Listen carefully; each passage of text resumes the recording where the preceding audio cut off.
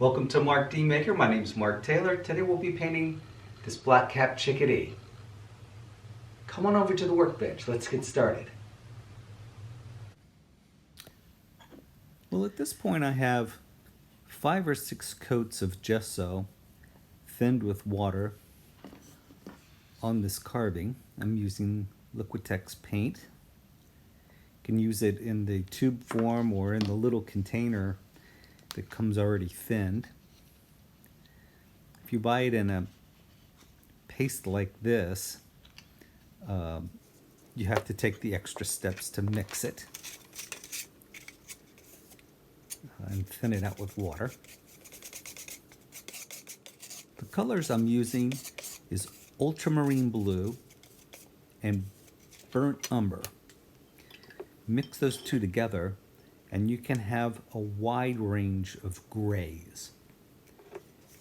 This gray can be as dark as black or as light as a light gray.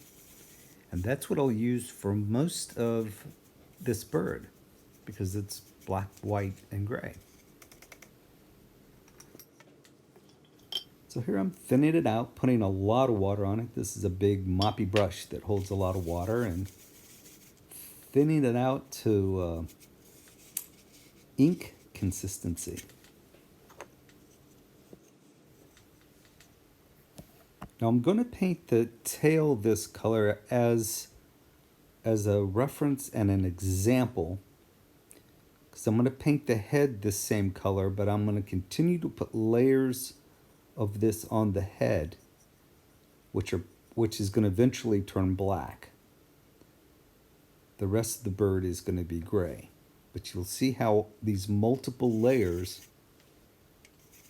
become darker and richer with every coat.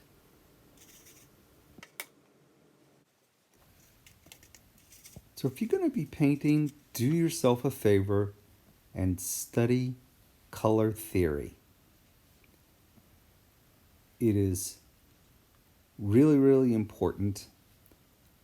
I was in a seminar with Floyd Schultz in Ocean City, Maryland during one of the competition shows. And just in that one session learned so much. So if you can find a video, Floyd Schultz teaches a class in this color theory.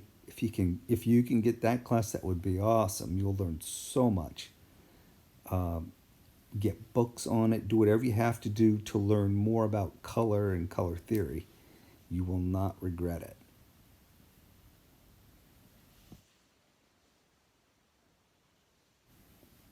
Because of the multiple layers of paint that you have to put on to get that richness, that depth of color, I keep a hair dryer close by, and it really speeds things along.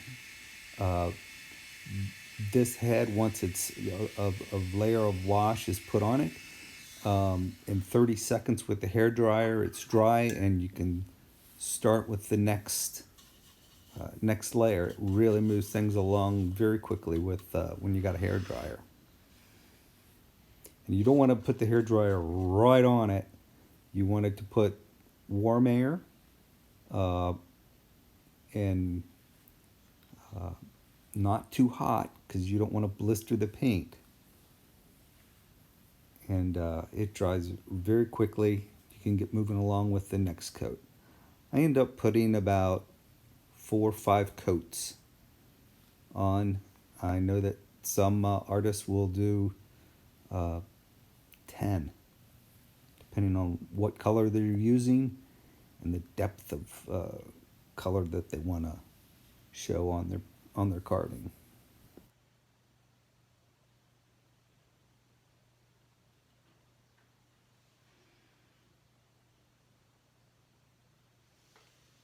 So I've had a few questions about this area over here. I'm just going to take a second and show you. This just happens to be another hobby of mine, working on antique pocket watches, repairing them.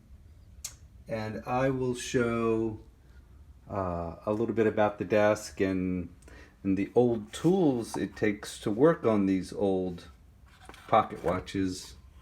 I also work on old clocks. You can see there's a mechanism of an old clock that's getting ready to go into the ultrasonic. So I'll cover all that in another video. Now that's about 5 or 6 washes of watered down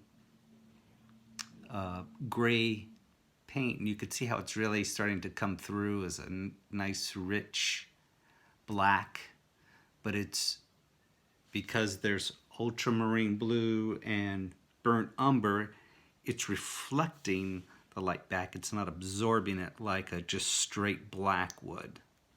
So you can see the details that have been burned into it.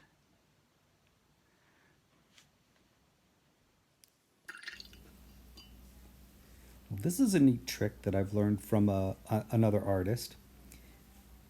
Adding clear water along the transition line between the dark and the light, coming in with the dark into the dark, and that water will wick the paint down into all those little burn marks and makes a very natural transition. Now there's another way you can do it. You can use what's called the dry brush technique, and I'll be doing that a little later on the feathers.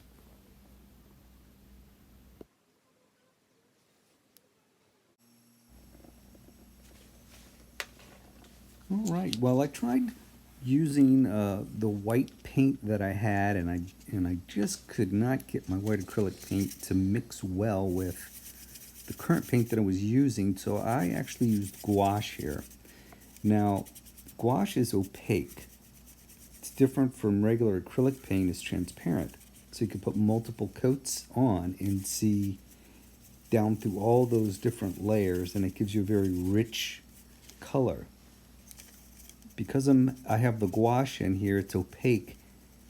I won't be able to put nearly the amount of layers on because it's much, not only thicker, I tried watering it down, but it's thicker and it's opaque, so I run the danger of clogging up all those little burn lines.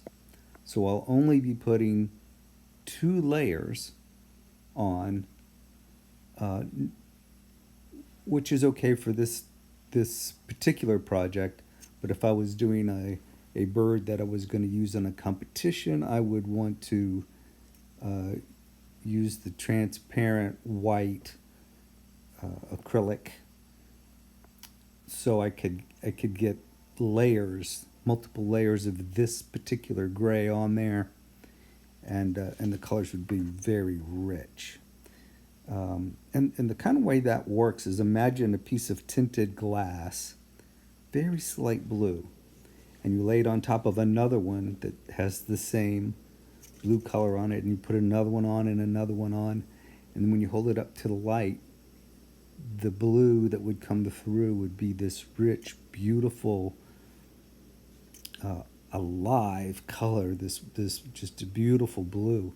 And that's what you're trying to do with your paint. You're trying to get a richness to it that you would not normally see just with one layer of paint or using an opaque paint.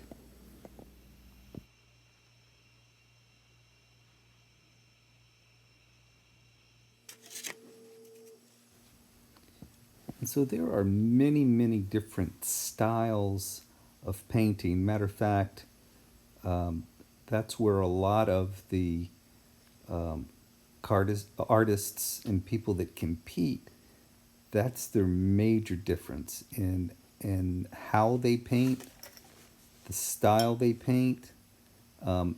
Everybody's different. So if you do your painting in a different style or use different techniques, please let me know in the comments below. I love learning new techniques and hearing how other people do it.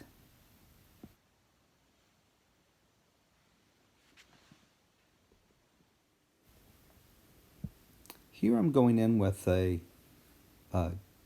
darker color. Basically, the water has evaporated out of the darker paint and it is becoming thicker again. And I'm using that just around the eyes where for some reason the epoxy is not taking the paint as well as the wood is. So I'm hitting just those little areas that didn't take the paint very well and around the beak. And now a little bit of dry brushing with some white just to clear up a little bit of areas where there's a little bleed over and clean it up a little bit.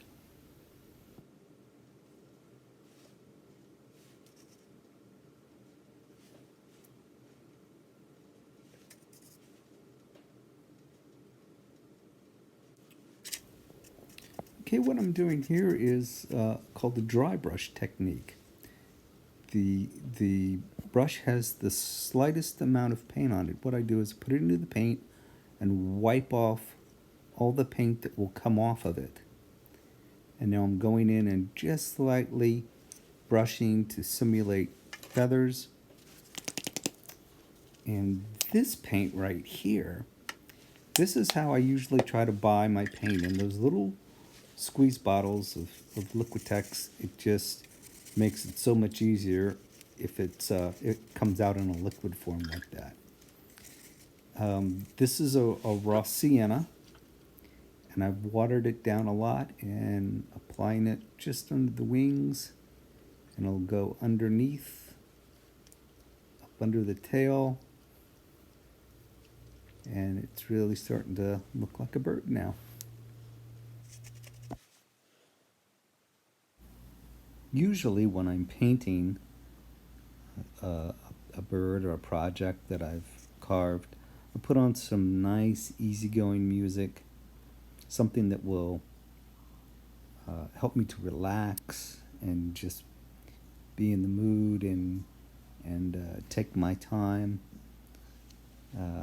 It can be very enjoyable. Some people get frustrated, but if you're switching to a smaller brush here, if you take your time and enjoy it, you'll do a better job. Now this is I'm painting using the gouache, white gouache, on the very tips, almost like a dry brush situation. The paint is straight, thick, not watered down at all, and just going just along the tips of these feathers. And if you look closely, the burn lines I'm hitting across the top of the wood that was left from the burn line, so it looks like I went in and put these teeny tiny little lines on the border of the feather. It's kind of a neat trick to do, and it looks really nice. So this brush was starting to fray a little bit, and I eventually give up on this particular brush and trade it. It's nice to have good brushes. Good brushes can be pretty expensive though, but if you take care of them, they'll last a long time. And what I mean by take care of them is you wash them out really well. You wash them with soap and water, soap and warm water, completely. I know some people use shampoo because it is a really good brush. Is going to have sable hair or mink hair. A really good sable brush, you could spend $60 on it. So you want to take really good care of it. That's a lot of money to put on a single brush.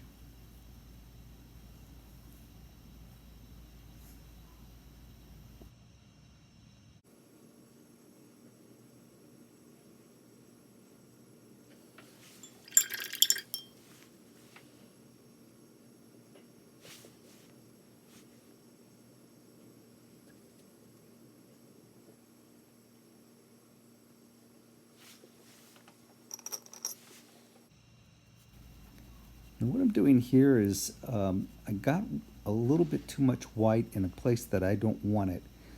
So I wet it and went in with a stiffer bristle brush and scrub it.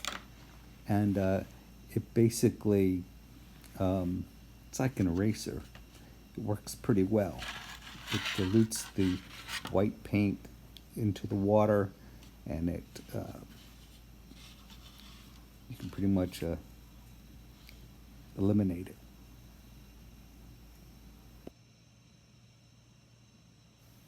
Now, a really important thing you need to have around you is reference material. You can only see two books here, but I'm literally surrounded by birdwatching books, by other carver uh, books that they've put out. I literally have reference material all the way around me. The internet is a great source too for reference material.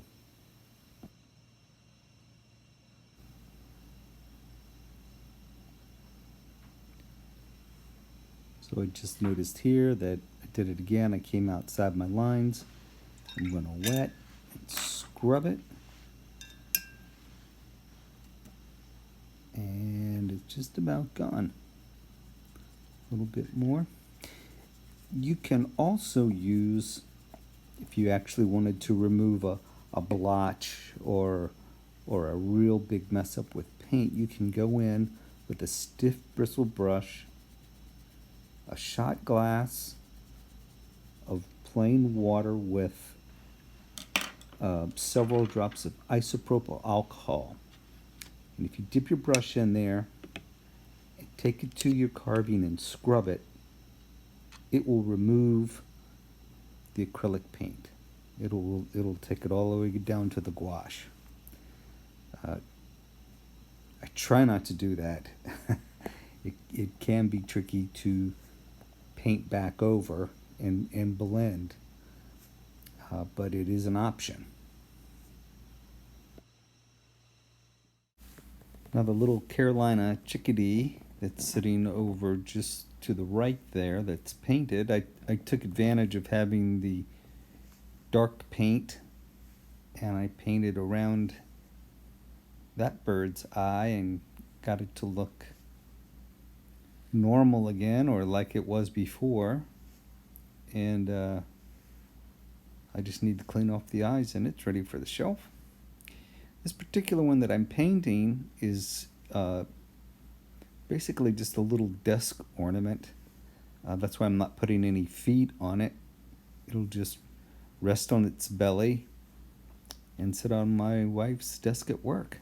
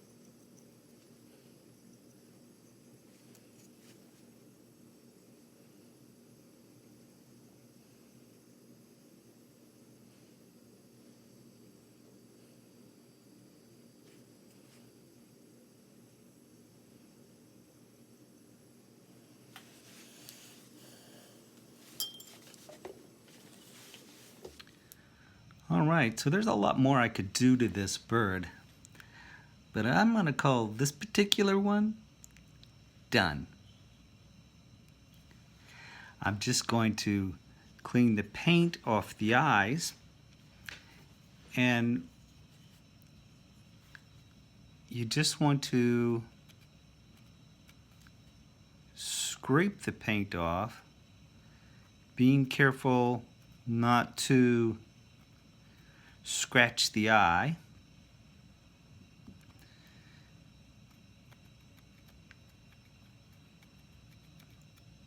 The eyes are made out of glass, taxidermy glass.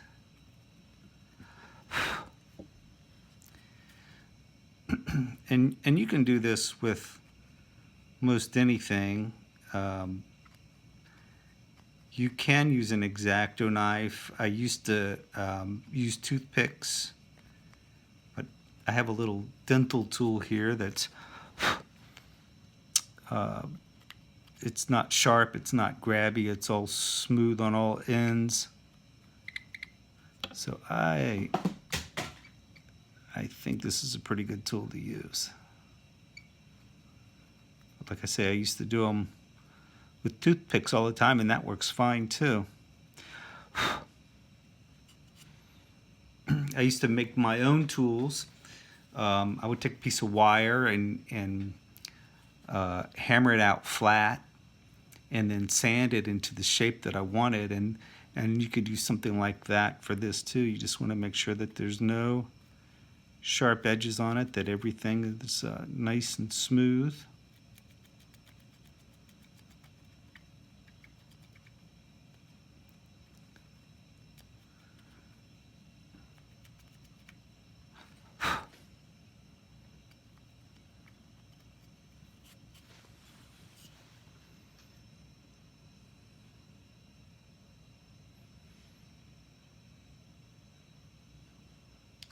And there we go. So moving forward, I mean, there's a whole lot more you could do to this bird, but I'm going to move forward, and if there's anything anybody would like to see me carve and just take it step by step all the way, please let me know in the comments.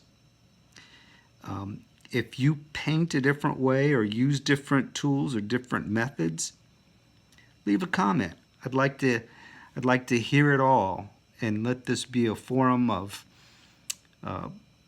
artists that are interested in sharing their information. Please like, share, subscribe. I'll see you next time.